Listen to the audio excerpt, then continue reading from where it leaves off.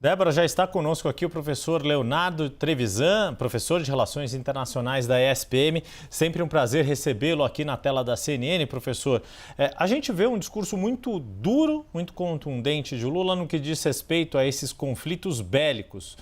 Neste ano faz menção direta à condenação da invasão do território da Ucrânia pela Rússia, faz um ataque não direto, mas muito cheio de referências à situação vivida em Gaza e o risco disso se estender ao Líbano, ou seja, sendo crítico à postura de Israel, a despeito de condenar o ataque terrorista do Hamas de 7 de outubro do ano passado, e fala da necessidade de se mudar a governança global, defendendo a reforma do Conselho de Segurança da ONU. O quanto esta bandeira, neste ano de 2024, nesta Assembleia Geral, pode, de fato, ter alguma chance de avanço, dado que o próprio secretário-geral Antônio Guterres também menciona algumas dificuldades na contenção desses conflitos e até mesmo depois de Lula. O presidente americano Joe Biden também deixou algum espaço aberto para a reforma do Conselho de Segurança da ONU. Boa tarde, bem-vindo mais uma vez, professor Leonardo Trevisan. Boa tarde, Yuri. Boa tarde, Débora. Boa tarde a todos que nos escutam, né? Yuri, eu acho que esse é o ponto central, né? Na verdade, o presidente Lula escolheu três ideias força para lidar no contexto, né? Primeira delas é esse que você levantou, a reforma da ONU com todos os seus subprodutos, depois clima e depois regulação das big techs, regulação internacional nesse contexto. São três pontos, né? Efetivo, real mesmo, é o primeiro, né?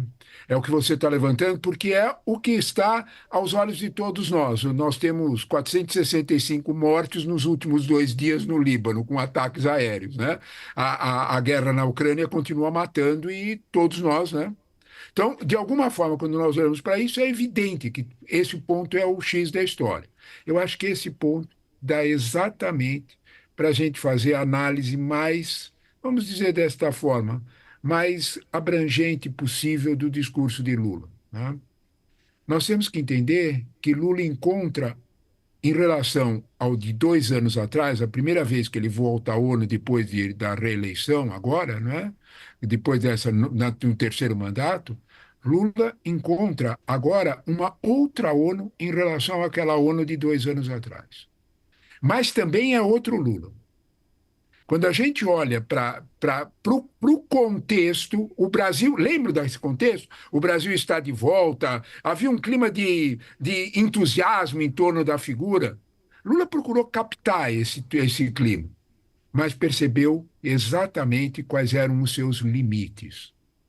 Yuri, quando você fala de reforma da ONU, sem você, em nenhum momento, nem no discurso do Lula, vamos ser justos, nem no discurso do Biden, né? No discurso Lula aparece em nenhum momento o fato real que é o confronto Estados Unidos-China. Não aparece.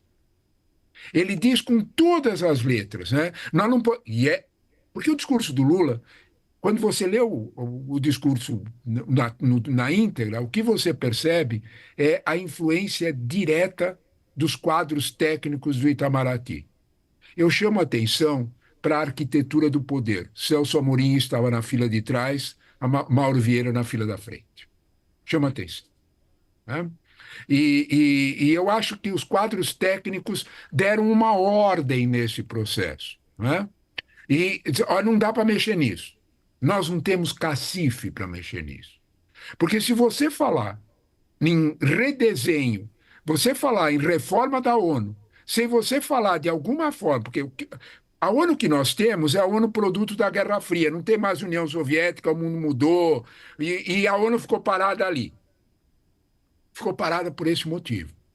Nós vamos aceitar a discussão? Qual é a posição do Brasil, e no caso dos países que ele procura representar do sul global, no embate duro entre os dois PIBs, China e Estados Unidos?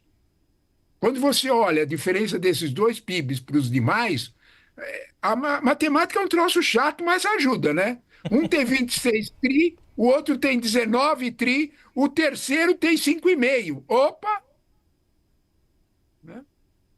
Então, quando você olha para isso, fazer um discurso de dizer eu vou reformar o xadrez geopolítico do mundo, sem tocar nesse assunto, é, de fato, você entender que há limites para tocar nesse assunto. Observe que a palavra China não apareceu em um único momento no contexto. Né? E, sem dúvida nenhuma, nós estamos lidando. Se você está fazendo uma análise do ano, é porque, de fato, está muito complexa esse xadrez geopolítico. Quando nós olhamos para isso, a gente consegue perceber, né, a cautela do Itamaraty, inclusive no trato das questões da guerra. Pela primeira vez eu notei absolutamente, frisei bem, até fui reler para ver se eu tinha ouvido direito. Ele chamou o ataque de 7 de outubro de ataque terrorista. Lê, está lá, pela primeira vez. Ao mesmo tempo que cobrou que não pode ser direito de vingança. Ao mesmo tempo que abriu o discurso, jogando para a plateia, como qualquer ator bom sabe fazer, e ele é um ator bom, jogando para a plateia dizendo: eu quero cumprimentar a Palestina aqui presente. Então, quando você olha para esse quadro, observa claramente que foi uma no cravo, uma na ferradura, na nossa linguagem aqui, bem no estilo Itamaraty, um compromisso fundamental de que o Itamaraty volta às suas origens, que é a crítica à invasão da terra do outro, o respeito às fronteiras. Ele falou com todas as letras. Então, de alguma forma, há essa recuperação, esse discurso é uma recuperação do quadro técnico de Itamaraty. Mas, também, né, ao escolher tocar nesses assuntos, ele deixou flancos abertos para o Brasil. E foi muito, vamos dizer assim, competente, né, em não arvorar uma liderança no sul global. Foi muito competente nisso. A liderança, o pedido brasileiro é para sentar-se à mesa e não liderar. Eu só quero ter um lugar na mesa, mas não liderar. Mudou um pouco, o Lula mudou um pouco, a ONU mudou, mas o Lula mudou também. Professor, Débora, agora falando com o senhor sabe que eu adoro sempre quando o senhor está aqui conosco, te agradeço pela presença. Professor, o senhor coloca, né, essas mudanças e o tamanho da ambição do Brasil de querer sentar-se à mesa. Gostaria de contar aqui uma apuração, dividir com o senhor, Yuri e todos que nos acompanham, que depois do discurso do presidente, conversei com fontes do Itamaraty, né, também ligados à Secretaria de Assuntos Internacionais, e me disseram o seguinte: olha, o presidente Lula, nesse discurso, no final, ele lança uma semente no momento em que ele propõe a revisão, né, da Carta da ONU, que vai completar aí 80 anos. Claro, essa revisão, no fim das contas, dos termos, né, ela vem desde Fernando Henrique, há muito tempo que o Brasil fala disso. Afinal de contas, é algo bastante antigo e com a geopolítica de então já mudou muito. Agora, eu gostaria de perguntar para o senhor, professor, até que ponto esse discurso do presidente Lula, o Brasil que sempre abre, né, os discursos da Assembleia Geral da ONU, até que ponto é um discurso bonito para pendurar na parede qual é a efetividade e a verdadeira poder de participação e influência do Brasil hoje, professor? Olha, esse ponto é muito sensível. Na verdade, esse ponto é a razão de ser, não é, de que o Brasil ocupa essa posição, mas essa posição de abrir a Assembleia Geral da ONU, pelo passado que teve, nunca se traduziu em estar sentado na mesa que decide. Não é da ordem, pelo menos estar sentado na mesa que decide. Nunca se traduziu nisso. A pergunta central é por que isso não aconteceu.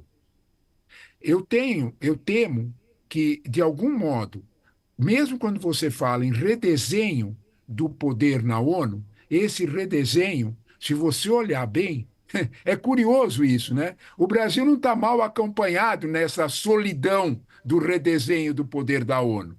Vamos olhar a realidade? Se a gente olhar a realidade, está lá os dois PIBs maiores, né? China e Estados Unidos. Mas o terceiro, quarto e quinto PIB também não apitam. Se você olhar a Índia, Japão e Alemanha, também querem um lugar e também não tem. Porque, de alguma forma, o que nós estamos observando, não é que, tradicionalmente, se fazia um pedido para que o Conselho de Segurança da ONU acolhesse uma visão geográfica do mundo, acolhesse a África, acolhesse a América. Isso não comporta mais. Nós temos uma realidade completamente diversa de uma visão continental do mundo. Desde a globalização, se imbricaram interesses que é difícil de você separar. O Brasil tem espaço, sim. E eu acho que, se a gente olhar o discurso do presidente, ele tem uma submensagem que é bem diplomática, mas os ouvidos competentes entenderam. Vocês querem energia limpa? Nós temos para vender. É pois isso. Esse ponto, professor, é interessante porque ele foi muito direto, né? O Brasil é um celeiro de oportunidades na transição ecológica, né? Que é um perfil... Se vocês quiserem hidrogênio verde, nós temos para vender. Se quiser biomassa, nós temos para vender. Exato. Agora, ele cautelosamente não tocou no ponto, vamos dizer desta forma, que não nos interessa falar. Débora, nós arrancamos do chão 2,8 milhões de barris de petróleo dia, Débora. É mais que o Irã.